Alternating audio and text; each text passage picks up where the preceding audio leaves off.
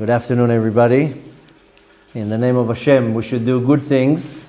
B'Shem Hashem na'aseh v'natzliach. After the last lecture, I definitely got the attention of a few people, which that is the idea, is to get people's attention.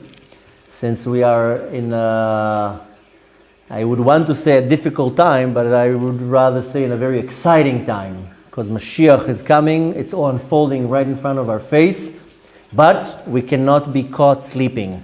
Most people right now are numb, most people are now sleeping, and we got to make sure that we're not falling asleep in such a time. Now, we are now in the middle of March, so we're talking here about 4.5 months from now, before now. In the end of October of 2019, I'm not going to get into the whole story, but I got severely sick. I gave a lecture on the Rosh Chodesh of Kislev. We had a beautiful meal here, and I gave a big lecture explaining what happened to me. What I explained there is just the medical part, not the more spiritual part, but nevertheless I became extremely ill. The first thing that I had cellulitis, skin infection on my leg that caused blood poisoning, sepsis, that caused failure of some of my organs, my liver, and many others. And that caused, by lying in a hospital for 2 weeks, it caused a blood clot. The blood clot started in my leg, traveled to my lung, and eventually got to my main artery of my lung, which is called pulmonary embolism, and almost caused me to die. I was rushed with a ICU ambulance at 4 o'clock in the morning to the ICU here and to the hospital.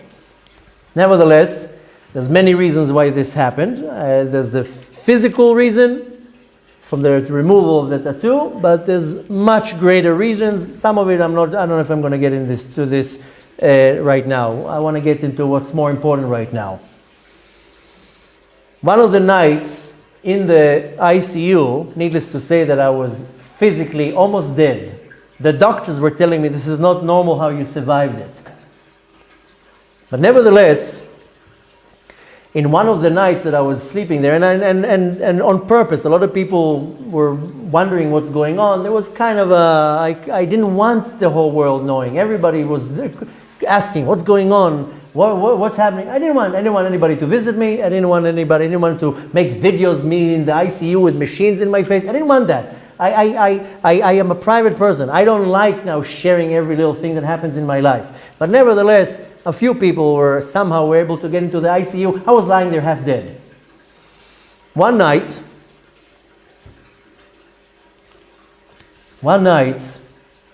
I was lying in the ICU bed, and my eyes were of course closed. I was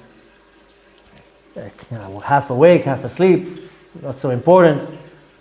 But suddenly, the pain, the discomfort, the whole situation, like as if I took some powerful painkiller, it wore off in a pleasant way. And I felt, suddenly I got like little push above the bed. I was very uncomfortable in the bed. It was this ICU bed that, that's like kind of like, so you're not going to get all these, I don't know how you call it, like, when you lie too much, you get sores. Anyway, I was so uncomfortable, and my lungs were hurt. My back was, I was in a lot of pain. And a lot of pain that it was very uncomfortable. And suddenly I felt like I was I jumped out of the body, and I was like, finally I don't have the pain, because I had tremendous pain in the back from my lungs. And suddenly everything kind of quietened down, which I didn't pay much attention to what was going on. But in a very amazing, calm way, I started hearing music. Now, I was kind of awake, so I thought maybe there's music in the hospital. And the music was so soothing. It wasn't with words, it was just a tune. The tune was very, very familiar. It was almost like a tune that I heard when I was a little kid, and I never heard it again. And it was the most soothing tune. And in my mind, I was like, I remember that song. Where do I remember this song? Where was it?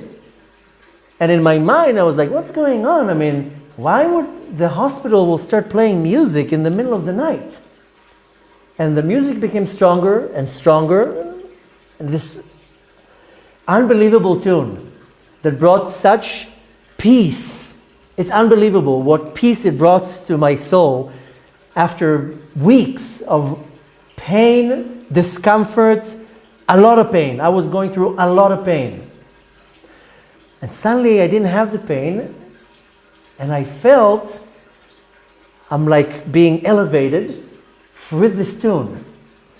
So at some point, I don't know exactly where I kind of got separated from, wait a minute, I'm in a hospital bed, but like in the movies, in the cartoons, you know, when somebody is like playing a tune and all the mice were like walking like it was like as if I was like following the tune in a like a kind of way like that. And the tune was so beautiful. You know, sometimes you hear music and your whole body is full of chills and you cry or you become emotional.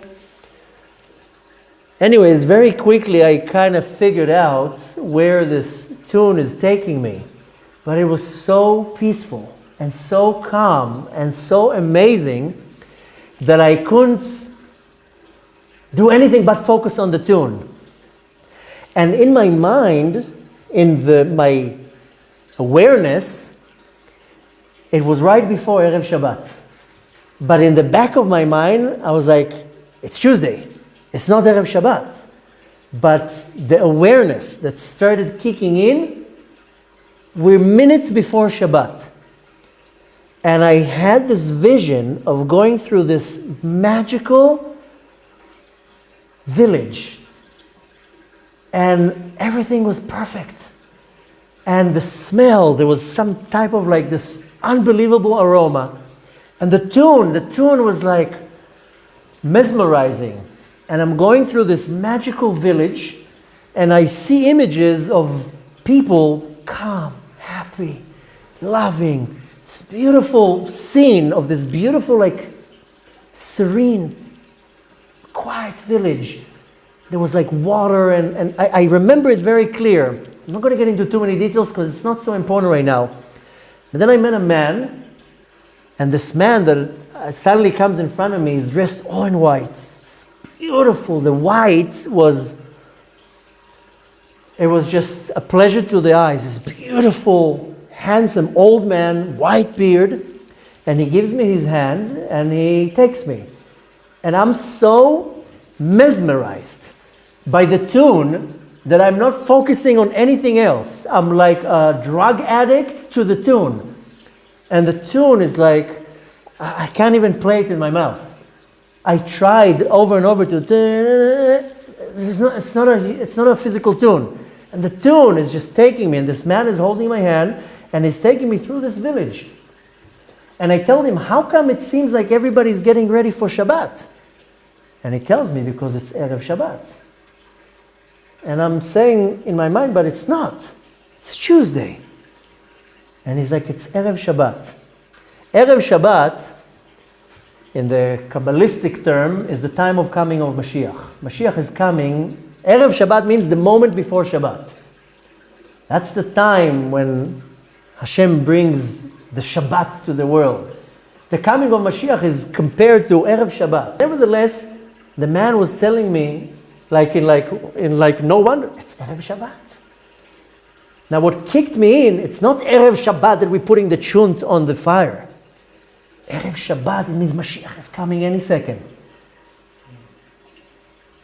And this man, in the white robe, white beard, beaming from light, holding my hand, was like a grandfather, taking me through this imaginary, this beautiful village, this perfect, it looked like a perfect life. There wasn't electricity poles. There wasn't antennas, G5 antennas there. There were trees. And the fragrance was like you're going into a farm, to a village, and you smell the vitamins off the trees. And what was echoing in my mind. It's Erev Shabbat. It's Erev Shabbat. And in my mind, I understand Mashiach is coming. And I tell the man, are you Mashiach? He tells me, no, I'm not Mashiach. I'm his messenger. It was the Baal Shem Tov that took my hand. And this man, the Baal Shem Tov, is taking me. I cannot express the perfect sight how it looked. I'm really going to go short because I want to get to one important part. Maybe later on we'll do a longer session of details. I can tell you it was a perfect world. Like as if how the world is going to look when Mashiach is going to come very soon. I'm saying like an imaginary village. It looked like a village because it wasn't like these monstrosity buildings everywhere. I lived in New York for 15 years. It's a cement monster. All these cities are cement monsters. And Egypt. Paro wanted to build these huge cities. We're not going to have this when Mashiach is going to come. Look at these big cities, these empires around the world. It's cement cities. There's no trees there. There's no nature. And this was a scene. That's how the world is going to look perfect. There was water. There was this beautiful river. Everything was fresh. And the echoing, it's Erev Shabbat. Mashiach is coming. Erev Shabbat. It's Erev Shabbat. You know the moments before Shabbat that you're still holding your phone. Why are you holding your phone? It's 2 minutes before Shabbat. Turn the phone off 4 hours before Shabbat. Everybody's holding to the last minute. How many minutes do I have? You have another 2 minutes. Good. I can send an email in those 2 minutes. Maybe I'll do something. Everything was calm, relaxed, happy. I can't express how perfect everything was. And the tune, it was like driving me nuts in a positive way. It was like I was kind of like hyperventilating like a drug on the tune that was playing constantly the music around. And suddenly something broke this peaceful, unbelievable, amazing scene. Have you ever stood in a beautiful sunny day? It happened to me last Shabbat. Last Shabbat, the streets were empty, no synagogues, no minyanim.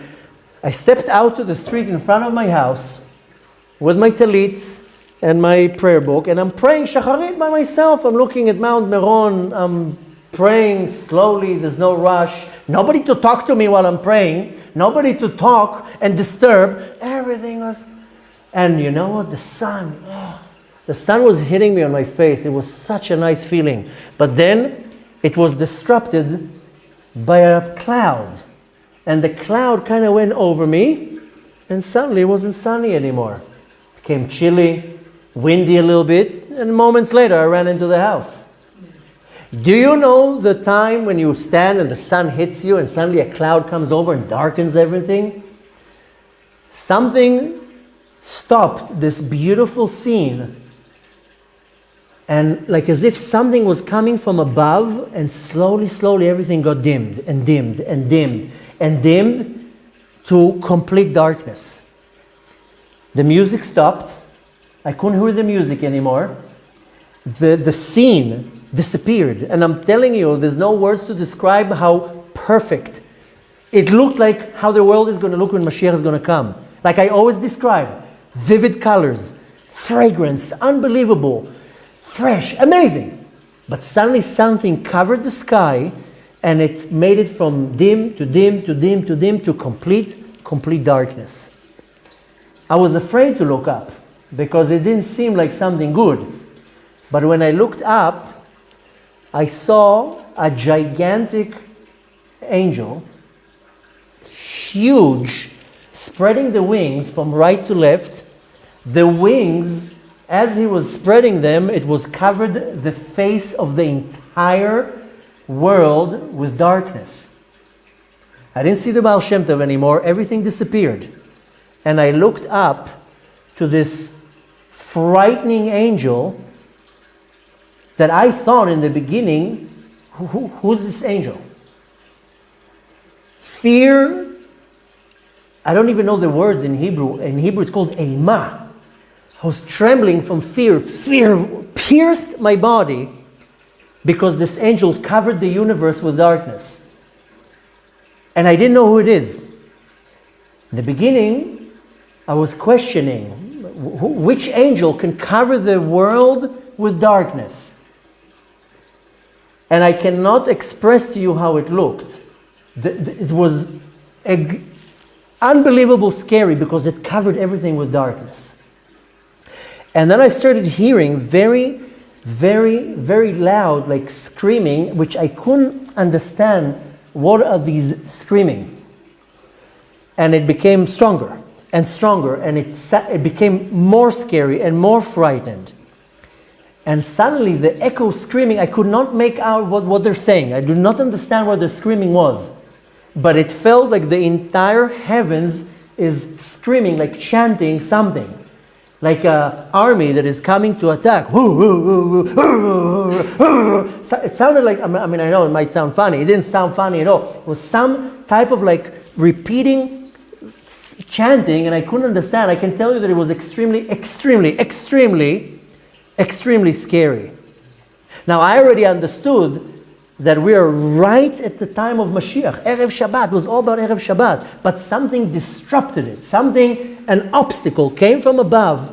This scary angel that covered the entire heavens. The firmament was black. Everything was darkness. Can you imagine now something is covering the sun? To what darkness we will have here. The Zohar is talking about, I spoke about it in the last lecture, that there's going to be 15 days of darkness when Mashiach comes. This darkness that I saw was scary. It was beyond scary. Because I understood that this is the darkness that is stopping the redemption. I was like seeing the redemption. The Erev Shabbat. And suddenly, this massive, huge angel smacked the ground. The whole ground was shaking. It sounded like a thunder. You know those thunders that sounds like the whole world is about to break? That's how it sounded. It was unbelievably scary, the sound. It's like I saw this leg, and it looked like an eagle's leg. And it smashed the ground. It went like that. So strong, it sounded like it broke the world. And the only thing that I can relate with and to explain is imagine a thunder. I'm not talking about the ones. That it comes down and you feel the whole world shaking. That's how it sounded. He smacked the ground. And the whole universe was shaking and breaking into pieces. The sound was unbearable. The fear was not, you can't even explain. And it felt like he broke the world. That's it. He broke the world. That was like what's kind of going on in my mind. What did he do? He broke the world. The whole world is broken right now. And there was a silence, but noise. Silence because I didn't hear anything, but the noise of the smack was so powerful that it shook me to pieces. And then this angel screamed out a verse that was 1,000,000 times stronger and powerful than the hit that he screamed on the ground. And he screamed, "En od milvado." And it shook the entire heavens to a point that everything was crumbling. It was like an asteroid hitting the world and breaking the world into pieces. That's how it felt, that the entire universe is crumbling into pieces from his yell, "En od milvado." En od milvado is, there's nobody but him. And the chanting voices that I heard was like infinite amount of angels screaming back to him, "En od milvado." And he's screaming, "En od milvado!" the universe was shattering into pieces. And they're all screaming back at him, En od milvado. And I'm standing there trembling, shaking, where I understand in a clear way that this angel of death that spread his wings all over the universe and covers the light of Hashem of the entire universe is screaming, the angel of death is screaming, En od milvado. There's nobody but him. And in Shamayim, everything is clear. They don't come out with pamphlets and telling you, this is what he meant. Everything is clear in Shamayim. Your mind is open to understand everything. There's no messages. It's just clear. And the message that pierced my soul into pieces and was beyond clear is that Hashem had it up to here from one thing. That the entire human race believes in other gods. En od milvado! That's what the screaming was. The angel of death is screaming, there's nobody but the Kadosh Baruch Hu. And all the angels, Kol Tzva Shamayim, are screaming, En od milvado! And they broke the world. There was nothing else. And I'm like, what do you mean? But how? One of the worst sins that the Kadosh Baruch Hu cannot stand is called idolatry. Avodah Zarah. That's the first sin we had. The serpent went into Gan Eden and caused Adam and Chava to go against God. That's the first sin. And there's an argument if the Nachash first spoke Lashon Hara about Hashem. It's irrelevant. That was the sin. Adam, he sees the Kadosh Baruch Hu and he goes and he believes in the serpent. There's one thing that the Kadosh Baruch Hu cannot digest in any way is idolatry. Now in the beginning I was like, okay, I understand. Maybe Buddhas, maybe what? The message was clear that we are all failing miserably in idolatry. And the only thing that was screamed in Shammai, I can't even explain to you in words how it sounds. The smacking on the floor was nothing. It felt, I'm not exaggerating, like he broke the world. That was the thought that I have. He broke the universe. And all that I saw is just everything crumbling down into pieces. But the scream, when he was screaming, En od milvado, it pierced the entire universe. And I understood that the honor of the Kadosh Baruch Hu for the last few thousands of years was thrown on the floor and stepped all over.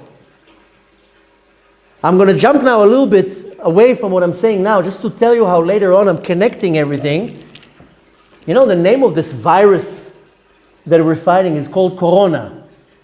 Corona can be written, I know it can be written with a Vav and a Hey, but it can also be written with a Nun and an Aleph, Kurkiruna.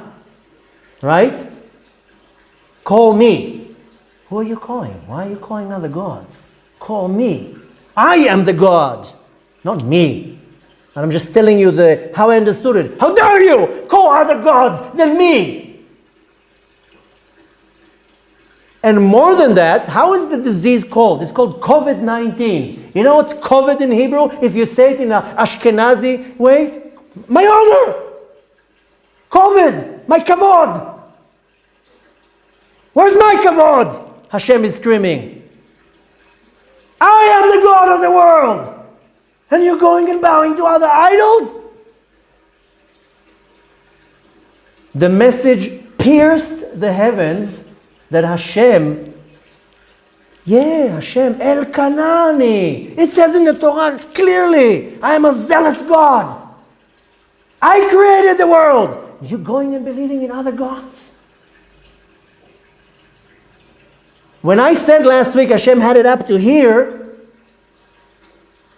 is because many things, but a big part is the idolatry. And the Jews are also guilty in that. Don't think you're not guilty. Because you're not bowing to a statue. You bow to your money. You bow to your car, to your status. And worse than that, Worse than that, we have people in the Jewish faith that are idolizing humans. That's idolatry. That's spitting in Hashem's face. And these are observant Jews. You idolize a man? Where? It's unheard of. This is idolatry. We are all guilty in idolatry. One person idolizes money. Money became the avodah zarah. Money, money, money, money, control, power. People are idolizing their little phone. I spoke about before the war with Amalek. People are making an idol out of that all day long. Excuse my language. Sex, sex, sex, all day long. This is a type of idolatry. But the worst, it's in our faith. You know, for the last 2,000 years, we have adopted a Christian way of life, of idolatry, as Jews. Now I know a lot of people are not going to like what I'm saying. How dare you speak like this of other people? How dare you speak like this on Jews? You bring judgments across us. You can disagree, you can hate, you cannot listen. If you're smart, Gadlut amochin, open your mind, listen. Listen to what I have to say. This might save you. Don't be now, in Hebrew it's called Yefen Nefesh. Why are you talking not nice about the Jews? I am not claiming in any way that I have words of prophecy or that I'm a prophet. But look at all the prophets that ever came to us. You think they spoke nice? You think a prophet came and spoke nice? Prophets came just to rebuke us.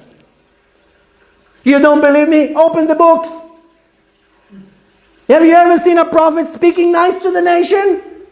The prophets came for one thing, to speak harsh and to rebuke and to tell you where you're failing. If Eliyahu Navi would have a Facebook page, he wouldn't have any likes. Nobody liked him. Nobody liked Eliyahu Navi. Everybody wanted to kill him. He had to hide in a cave. You think anybody liked the prophet? Because the prophet came and told you, you are sinning. I don't like you because you're telling me you're sinning. So people tell me, why do you talk like this about the Jews? Because they're sinning and they're so stuck in this klipa, in this spiritual impurity. They don't even see what they're doing. Somebody needs to smack them in the face. Wake up! Wake up! If somebody's now drowning in the ocean, you want me to scream to him, don't worry. Stay strong. It will be okay. The person will scream, throw me a life jacket! Throw me a rope! Throw me a float! People are drowning in our generation, and nobody's coming and telling them, you're drowning. And they think, well, I'm doing great. I'm doing amazing. Yeah, but you idolize idols. You believe in false gods. What did I just read to you here? הישמרו לכם פן נפתה לבבכם, וסרתם ועבדתם אלוהים אחרים. Why don't you understand it? We read it 3 times a day from Shema Israel. Are you that ignorant? You're reading 3 times a day Shema Israel. You don't know what you're reading? Hashem is warning us. Beware, lest your heart be misled and you turn away and worship strange gods. Why don't you understand here? We're all guilty in that, one way or another. So whether you want to agree with me or not, or you want to like me or not, I don't care. What I saw with my own spiritual eyes is that the world was crumbling. Malach HaMavet himself covered the entire firmament. There was darkness, a scary darkness, because of the honor of the Kadosh Baruch Hu. And what they were screaming in Shamayim, only en od milvado. En od milvado. The sound were piercing my soul to a point that I felt that I'm being disintegrated. And you know why they were upset with me? I was like, what, did I fail in idolatry? They told me, no, you failed in warning. They didn't tell me I was failing in idolatry. They said, why don't you warn? Why don't you tell a person, stop idolizing this man. Stop idolizing your rabbi. Stop idolizing this rabbi. Stop idolizing this person. That's idolatry. How dare you push Hashem aside? For a man, that is idolatry. We're not allowed to idolize humans. We're not allowed to idolize people. We are allowed to idolize Hashem. I'm not talking about now that we idolize money, control, power, the other gender. That's a type of idolatry, by the way. When you're sitting in front of a screen all day long, that's a form of idolatry. Everything, and you know how you say idolatry in Hebrew? Avodah zara. Zara means foreign. Anything that is foreign to you, you have to serve Hashem. But unfortunately, we're sinning and people don't see it. You know why? Because when Amalek has you wrapped around his finger, you don't even notice that you're sinning. You think everything is okay. It's not okay. Why am I telling you before I told you about the COVID-19? Because everything that was stuck in my mind was en od milvado, en od milvado, en od milvado. I was like, okay, of course, en od milvado. En od milvado means there's nobody but him. And I was, of course, says en od milvado. What kind of a question is that? You know when the light bulb went off? Is when I saw the name of this little imaginary virus that is driving the whole world crazy. It was advertised as Corona. Later on, they came with COVID-19. And the first thing that hit me, I was like, kavod. Kavod! My kavod! Where's the honor of Hashem? Do you see anywhere people honoring Hashem? People are building $20 million synagogues. And where's Hashem? Does it say on the wall, En od milvado? No, it says, was donated by so-and-so. Who cares if you have millions of dollars? You build a shul for Hashem. You don't build a shul to rule the shul over the congregation. Where is Hashem? Where is the honor of Hashem? How many people are honoring Hashem? People are screaming anything about Hashem? I'm talking about Jews and non-Jews. Don't get me wrong. Non-Jews are also guilty in that in the same level. Non-Jews are obligated in believing in God. End of story. Not in inventions. Not in his son, not in his nephew, not in his neighbor. What is this nonsense? We have to believe in God himself. End of story.